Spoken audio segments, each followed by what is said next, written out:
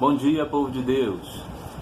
Vamos retomar a nossa reflexão do Evangelho, hoje, quinta-feira, da quinta semana do tempo da Quaresma. Vamos retomar a reflexão a partir do Evangelho de João 8, 51 a 59. Mas o Padre precisa voltar um pouco para a gente retomar a leitura desse capítulo 8 de João. Ele se inicia exatamente naquele possível quase apedrejamento público daquela mulher que foi pega em flagrante adultério. Jesus é questionado a respeito do apedrejamento e exatamente naquele momento ele traz a realidade daqueles homens, a sua hipocrisia, a sua mentira.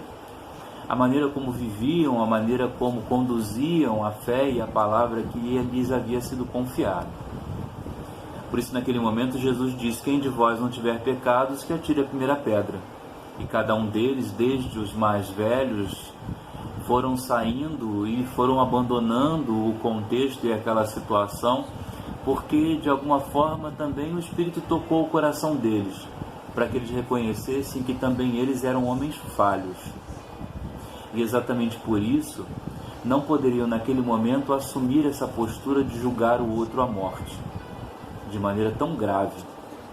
Poderiam até discernir aquilo que é correto e aquilo que é errado. Claro, nós podemos também fazer isso, mas é necessário reconhecer que todos nós somos pecadores e, mais do que isso, devemos ter a humildade de não acusar de morte, não acusar de maneira brutal, especialmente aqueles que têm um pecado como os nossos. É a raiz da hipocrisia que muitas vezes nos aflige, muitas vezes nos seduz também a assumir uma postura de acusar o outro, de condenar o outro de um pecado que às vezes é marca da nossa própria vida. Por isso Jesus inicia esse diálogo e é uma discussão acirrada com os judeus que vai ter como parâmetro esses dois pontos. Exatamente o ponto da verdade, que é o Cristo, e da mentira que vem do inimigo, que seduz, que engana o homem, que conduz o homem ao pecado, que faz com que o homem perca a esperança na vida eterna, porque caminha nessa vida como se não tivesse sentido, não tivesse uma outra esperança. Percebam que Jesus vai chamar a atenção daqueles homens para dizer: eu sou a verdade, eu não sou fruto da mentira, eu venho do Pai. E venho trazer do Pai a esperança, a alegria, venho trazer do Pai a luz que me foi confiada, para ser luz no meio das nações. E é exatamente esse confronto que vai nortear todo o capítulo 8. É esse confronto que vai colocar diante de Jesus aqueles homens que, mesmo sendo filhos de Abraão, não colocavam em prática os ensinamentos de Abraão. Afinal de contas, Abraão vislumbra o próprio Cristo, é a própria palavra que diz para nós nesse capítulo 8, no final do Evangelho que nós partilhamos hoje. Jesus mostra de maneira muito clara que Ele é, eu sou, Ele é o Filho do homem, Ele é o Filho da promessa, a promessa messiânica, Ele é aquele que Deus havia prometido e que Abraão também há de se dobrar diante dele. Mas, na verdade, a discussão não está em Abraão, como a discussão não está em Jesus, a discussão está na própria conduta humana.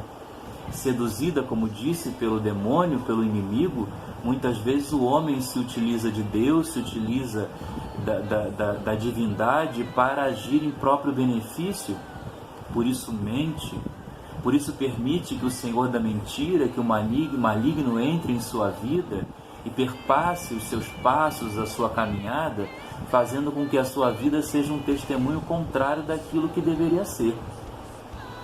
Por isso, meus irmãos, exatamente nesse tempo que nos preparamos para viver a Páscoa do Senhor, para viver uma vida ressuscitada, nós devemos também ter essa clareza de que a nossa vida precisa passar por uma autoavaliação.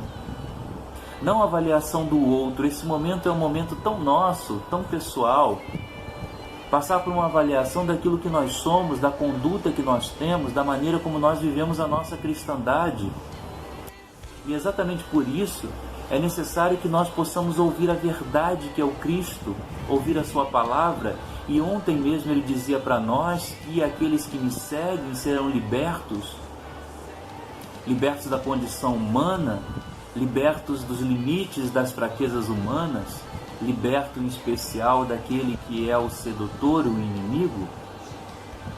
Por isso Jesus, como vida, também nos leva a essa busca de uma vida plena, não de uma vida em que nós nos perdemos, não de uma vida em que nós não contemplamos e não vislumbramos a vida eterna, mas de uma vida que se constrói no dia a dia, nas nossas lutas, nos nossos enfrentamentos, e exatamente por essa vida e nessa vida é que nós somos capazes de permanecer em Cristo, como dizia o Evangelho de ontem, atravessar a luta da vida e permanecer firme em Cristo. Que a palavra de Deus possa nos proporcionar essa reflexão, possa nos proporcionar também o abandono dessa atitude que muitas vezes nós tomamos de julgamento da vida do outro, de um julgamento frio, de um julgamento às vezes irracional e o pior, às vezes de um julgamento que se quer ou que se diz norteado pela palavra e pelos ensinamentos de Deus. Que o amor de Deus esteja em teu coração, esteja em tua família, que o amor de Deus possa ser sentido em cada passo, em cada momento desse teu dia. Deus o abençoe, Deus abençoe a tua família, te traga a paz, o amor, a reconciliação e a esperança de uma vida eterna que se constrói aqui e agora. Louvado seja nosso Senhor Jesus Cristo, para sempre seja louvado.